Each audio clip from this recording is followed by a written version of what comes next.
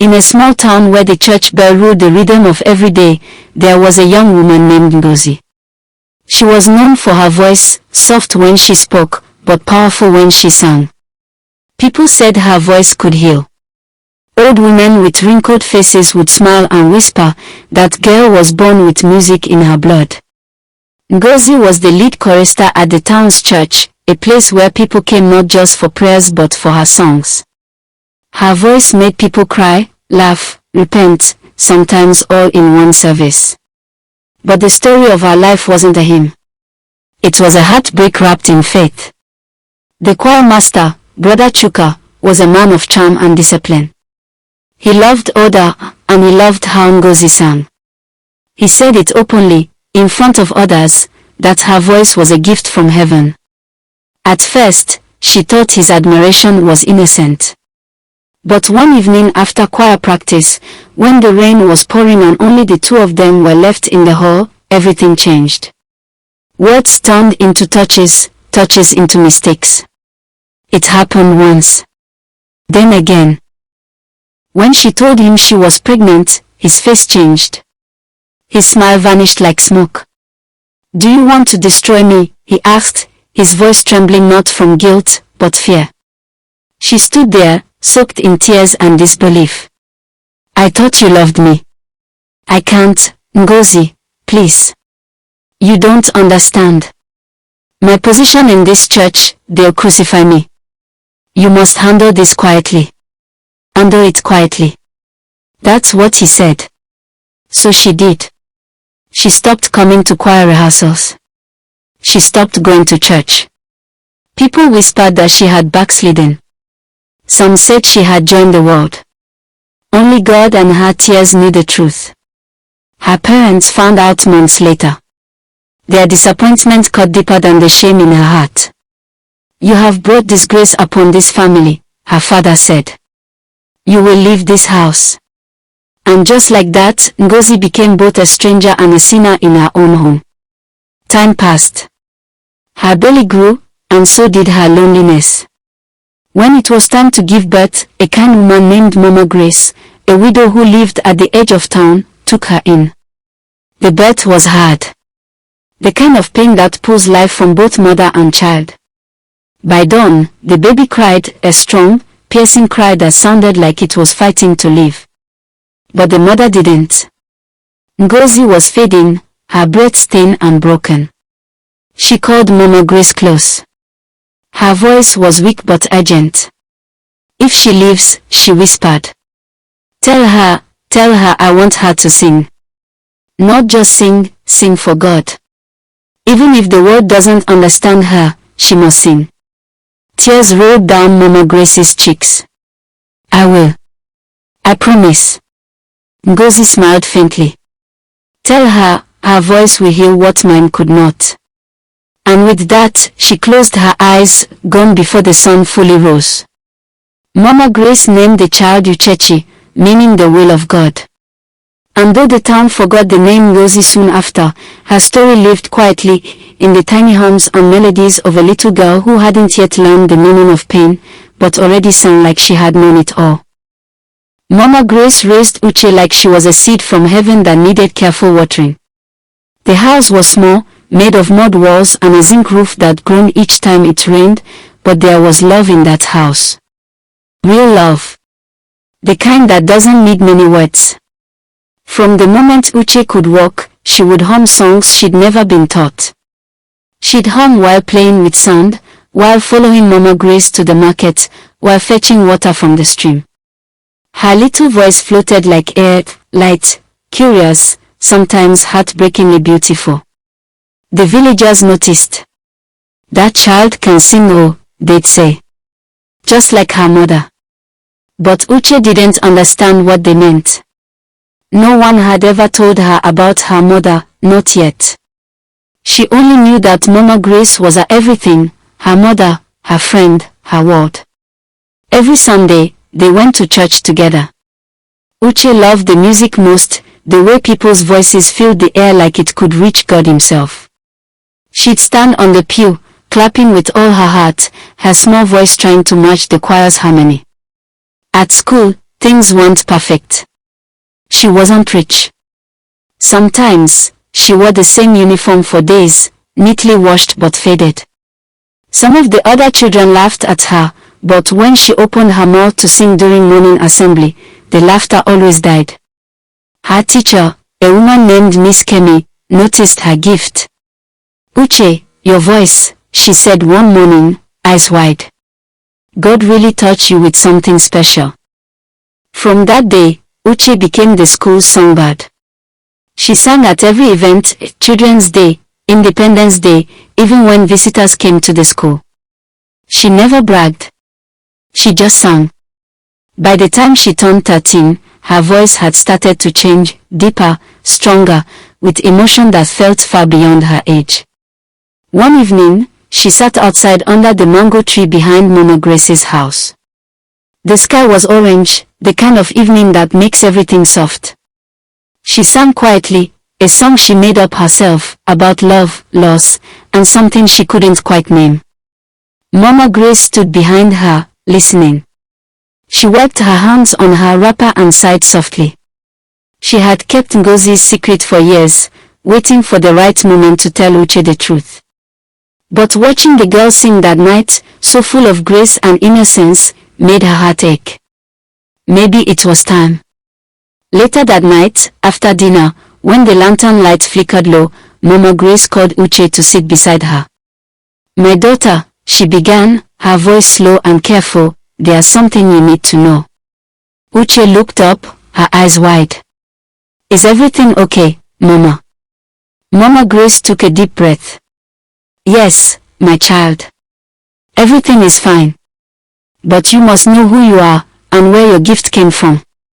Uche listened quietly, her small hands folded in her lap. And so Mama Grace began to speak about a woman named Ngozi, a voice that once filled the church, a love that became a wound, a birth that came with death, and a promise whispered with a dying breath. By the time she finished, tears were rolling down Uche's face. She sat silently, the words sinking deep into her chest. "So, she wanted me to sing?" she asked, her voice trembling. "Yes," Mama Grace said, nodding slowly. "That was her last wish. To sing for God. To use your voice for something good." Uche wiped her tears and looked up, a strange light in her eyes, pain mixed with purpose. "I will, Mama," she said softly. "I will sing for her. I'll make her proud." From that night on, something changed in her. Her songs became deeper, fuller. People said when Uche sang, it felt like her voice carried more than melody, it carried a story, a memory, something holy. She started leading songs in her school fellowship. Then in youth programs. Then small competitions in nearby towns. She'd stand on stage, barefoot sometimes, her heart pounding, and she'd close her eyes and sing like the whole world was inside her. She didn't know it yet, but destiny had started moving. Quietly. Steadily. And somewhere, in a much larger town not too far away, the man who once broke her mother's heart, Pastor Chuka, was still preaching, still respected, still unaware that the past he buried was about to find its voice again. By the time Uche turned 16, her voice was no longer just a local wonder. It had become a small-town legend.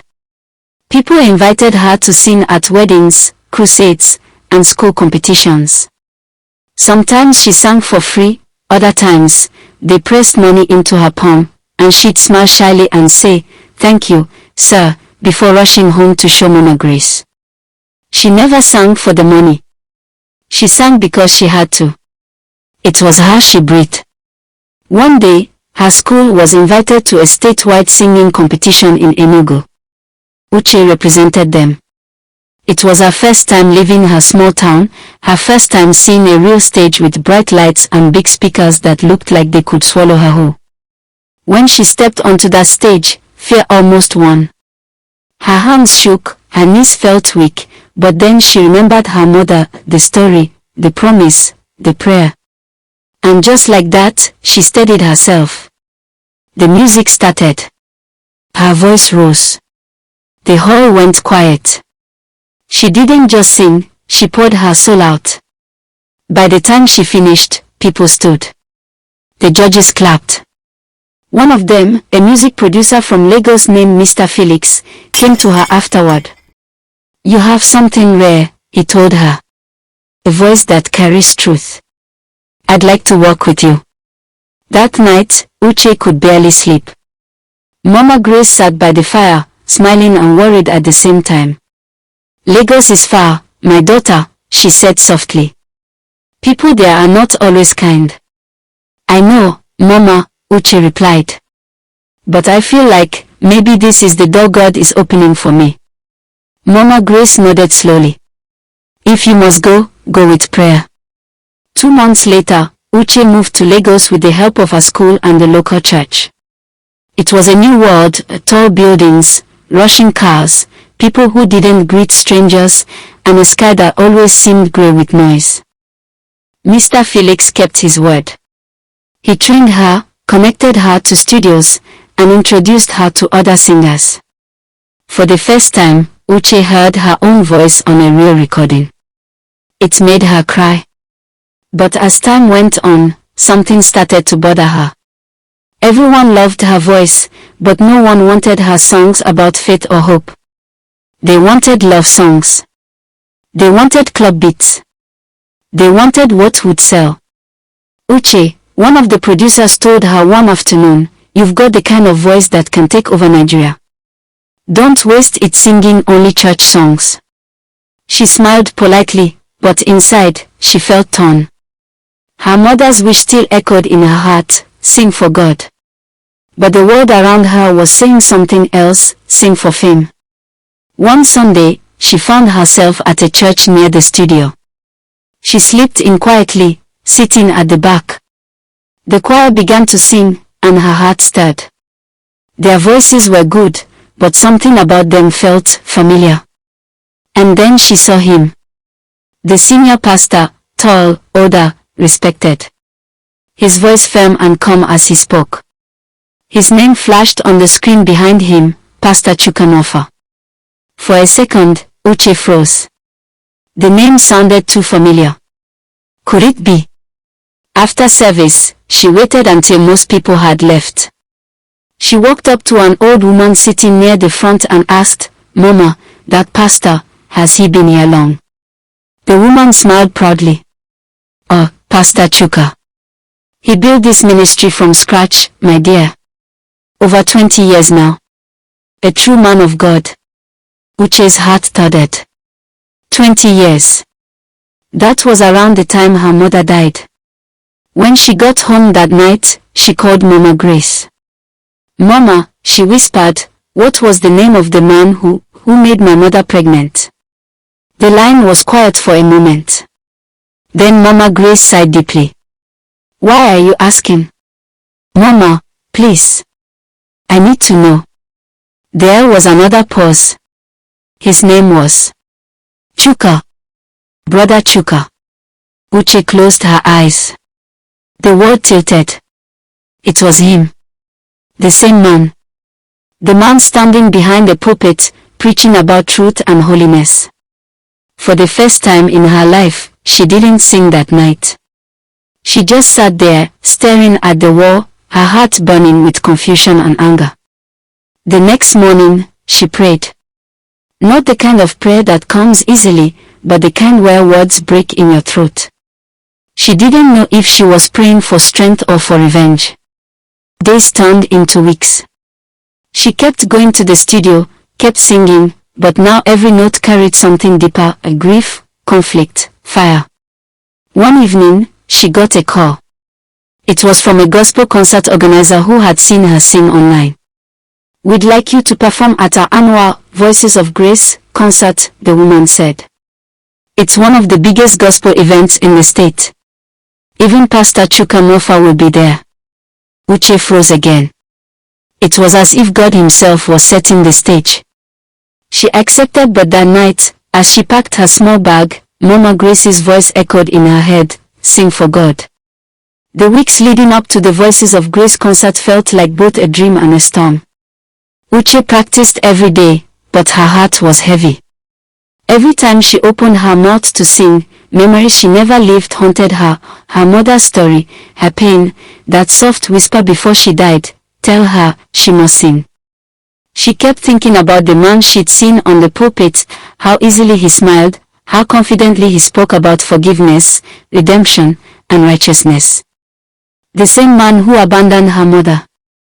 The same man who walked free while her mother's body was buried in silence. She wanted to hate him. But she couldn't. Not completely.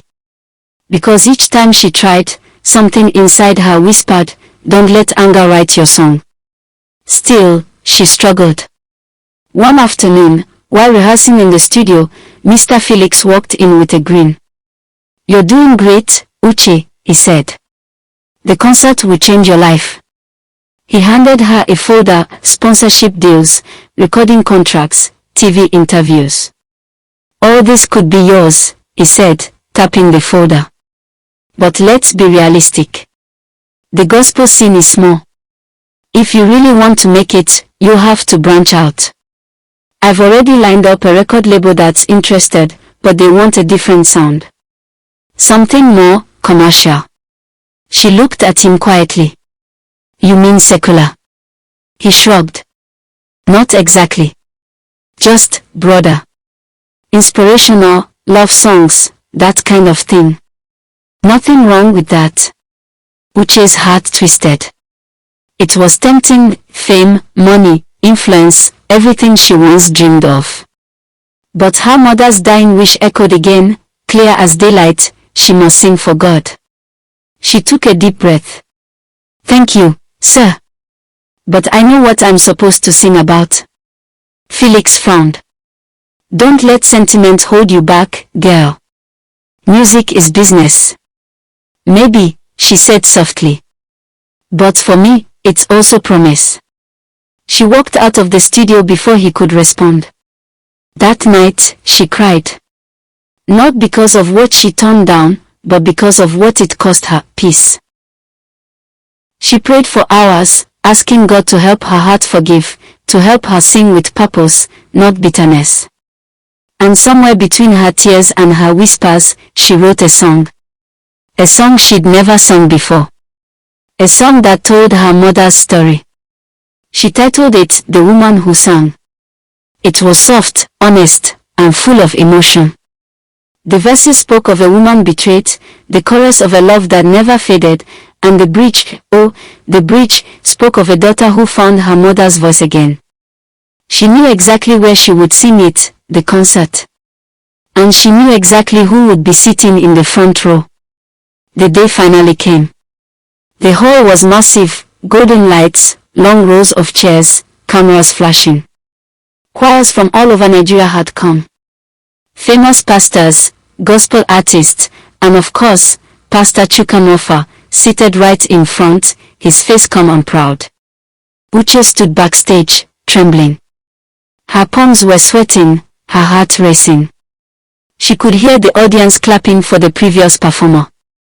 Mama Grace's voice echoed in her mind again, "Sing for God." The host called her name. "Ladies and gentlemen, please welcome a young woman whose voice has touched hearts across the state, Miss Uche." The applause roared like thunder. Uche walked out, barefoot, her white gown simple but radiant under the lights. She held the microphone, her voice shaking slightly. "Good evening everyone," she began softly. "I wrote this song for someone I never got to meet, but who lives in every note I sing." She closed her eyes.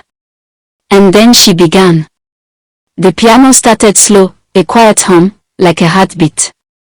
Her voice came next, fragile at first, then strong. She sang about a woman who loved God with all her heart. Who sang for others but was silenced by shame.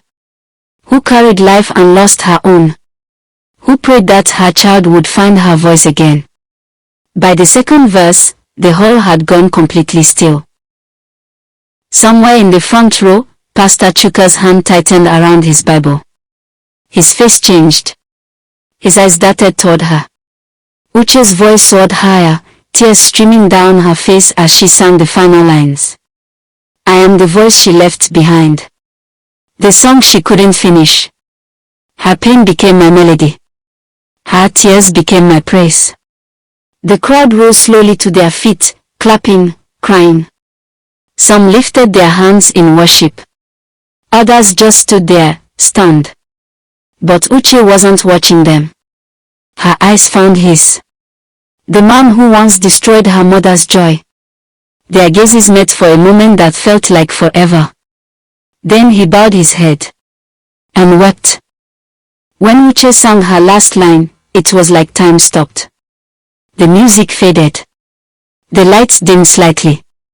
All that remained was silence, deep and trembling, the kind that hangs heavy in the air when people are too moved to speak. She didn't say anything. She just stood there, breathing softly, her face glistening with tears. Then, a sound. A chair scraped. Someone was standing up. It was Pastor Chuka. He looked broken. The kind of broken that no words can hide. His hands trembled as he held the microphone. For a moment, he tried to speak, but his voice cracked. Finally, he managed to say, I know this story. The crowd turned, confused. Some looked at Uche, some at him. He swallowed hard. Years ago, he continued, I was a man of the church but not of integrity. I wronged a woman. I destroyed a life. I hid my sin and called it repentance. But tonight, God brought her voice back through her daughter. The hall fell silent again. Uche felt her knees weaken. She didn't plan for this. She only came to sing, not to break a man open in front of the world. He turned to face her. I'm sorry, my daughter, he whispered, voice shaking. I am so sorry for what I did to your mother, and to you. She stared at him. Her heart was a storm, anger, grief, compassion, all swirling together. And then, quietly, she said, God already forgave you. I will too. He fell to his knees right there on the stage, sobbing. People rushed forward, some praying aloud, some crying. The atmosphere shifted, like heaven itself had come down to witness this moment.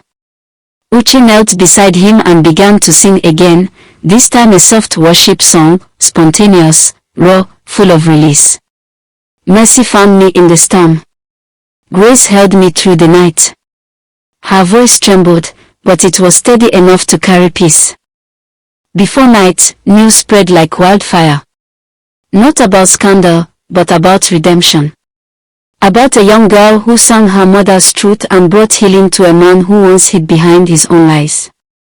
After the concert, journalists tried to find her, but she had already gone home to Mama Grace. When she arrived, Mama Grace was waiting outside with tears in her eyes and open arms. You did it, she whispered as she hugged her. You sang for God. Uche rested her head on the woman's shoulder. It was never me, Mama. It was her, my mother. She sang through me. Days turned into months, months into years. Uche's music spread across the country. She became known not for fame or glamour, but for songs that healed broken people. Songs that carried light. Her debut album was titled, The Song Her Mother Left Behind. In every interview, she spoke softly about her mother, not as a victim, but as a voice that lived on. She also started a small foundation for young mothers who'd been abandoned, helping them rebuild their lives, giving them a second chance. And every year, on her mother's birthday, she visited the small grave behind Mama Grace's house. She would sit there with her guitar, close her eyes, and sing. Sometimes, the wind would blow softly through the mango tree leaves, almost like it was keeping time with her. And she'd smile, whispering, I did it, Mama. Your song lives. Then she'd sing again, not for the world, not for the stage, but for the woman whose voice became her own.